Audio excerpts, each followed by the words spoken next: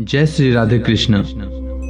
हिंदू धर्म के प्रमुख पर्वों में से एक रंग भरी एकादशी यानी आमलकी एकादशी भी है। आमलकी एकादशी को आमलक्य एकादशी भी कहा जाता है। आमलकी का मतलब आंवला होता है, जिसे हिंदू धर्म और आयुर्वेद दोनों में श्रेष्ठ बताया गया है।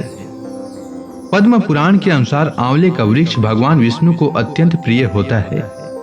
आंवले के वृक्ष में श्री हरि विष्णु एवं लक्ष्मी जी का वास होता है। आंवले के वृक्ष में भगवान विष्णु का वास होने के वजह से उसी के नीचे भगवान विष्णु का पूजन किया जाता है।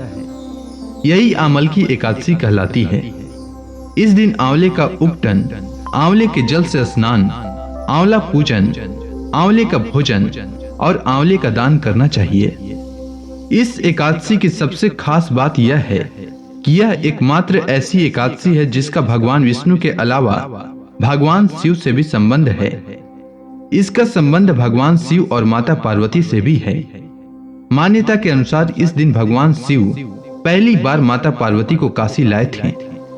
माना जाता है कि बाबा विश्वनाथ जब शादी के बाद पहली बार माता गौरी को काशी लाएं, तो यहाँ उनका रंग और गुलाल से स्वागत किया गया। इसी कारण काशी में हर साल रंग भरी एकादशी के दिन बाबा विश्वनाथ और माता गौरी की पूजा की जाती है और नगर में विवाह के बाद गौना या विदाई की शोभा यात्रा भी निकाली जाती है। इस दिन बाबा विश्वनाथ और माता पार्वती की मूर्तियों को पूरे शहर में निकाला जाता है और रंग बिरंगे गुलाल और फूलों से उनका स्वागत किया जाता है। रंग भरी एकादशी पर काशी विश्वनाथ मंदिर में विशेष पूजा और कई उत्सवों का आयोजन किया जाता है। वहीं इस एकादशी का नाम आमलकी एकादशी भी है। इसमें आमलकी का अर्थ आंवला से है। मान्यता के अनुसार जब श्री हरि विष्णु ने ब्रह्मांड की रचना के लिए ब्रह्मा को जन्म दिया था, उसी समय उन्होंने आंवले के पेड़ को भी जन्म दिया था। आंवला को भगवान विष्णु ने आदि वृक्ष के रूप में प्रतिष्ठित किया है। ऐसे इस दिन आंवले के पेड़ की पूजा करना विशेष शुभ माना जाता है और यह भी कहा जाता है कि इसके हर हिस्से में देवत्व समाया हुआ है। आंवले के पेड़ में भगवान विष्णु का निवास माना जाता है। आइए जानते हैं आमलकी एकादशी की शुभ मुहूर्त।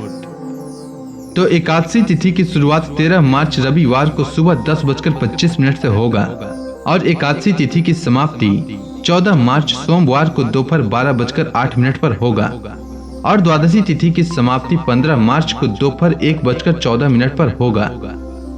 भले ही एकादशी तिथि का प्रारंभ 13 मार्च को हो रहा हो, लेकिन उदया तिथि मान्य होता है, इसीलिए आमलकी एकादशी 14 मार्च को मनाया जाएगा। 14 मार्च को सूर्योदय का समय सुबह 6:33 रहेगा और सूर्यास्त का समय शाम 6:29 रहेगा और इस दिन अभिजीत मुहूर्त दोपहर 12:06 से लेकर दोपहर 12:54 तक रहेगा। अब जो लोग एकादशी व्रत 14 मार्च को रखेंगे, उनके लिए एकादशी व्रत पारण का समय 15 मार्च को सुबह 6:32 से लेकर सुबह 8:55 तक रहेगा। उन्हें इसी समय व्रत का पालन करना चाहिए।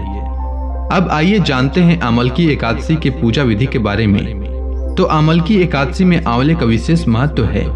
इस दिन पूजन से लेकर भोजन तक हर कार्य में आंवले का उपयोग होता है। आमलकी एकादशी के दिन सुबह उठकर भगवान विष्णु का ध्यान कर व्रत का संकल्प करना चाहिए। व्रत का संकल्प लेने के बाद स्नान आदि से निवृत्त होकर भगवान विष्णु की पूजा करनी चाहिए। घी का दीपक जलाकर विष्णु सहस्त्र नाम का पाठ करना चाहिए। पूजा के बाद आंवले के वृक्ष के नीचे नवरत्न युक्त कलश स्थापित करना चाहिए। अगर आंवले का वृक्ष उपलब्ध नहीं हो तो आंवले का फल भगवान विष्णु को प्रसाद स्वरूप अर्पित करें। आंवले के वृक्ष का धूप, दीप, चंदन, रोली, पुष्प, अक्षत आदि से पूजन करके उसके नीचे किसी गरीब या जरूरतमंद व्यक्ति या ब्राह्मण को भोजन कराएं। साथ ही आमलकी एकादशी के दिन एकादशी व्रत कथा अवश्य पढ़ें या सुनें। अगले दिन यानी द्वादशी को स्नान कर भगवान विष्णु के पूजन के बाद जरूरतमंद व्यक्ति या ब्राह्मण को कलश, वस्त्र और आंवला आदि का दान करें। इसके बाद भोजन ग्रहण कर व्रत का पालन करें। उम्मीद है आपको आमलकी एकादशी से जुड़ी जानकारी अच्छी लगी होगी। अगर आपको यह वीडियो अच्छी लगी हो तो कमेंट सेक्शन में ओम नमो भगवते वासुदेवाय लिखना न भूलें। धन्यवाद।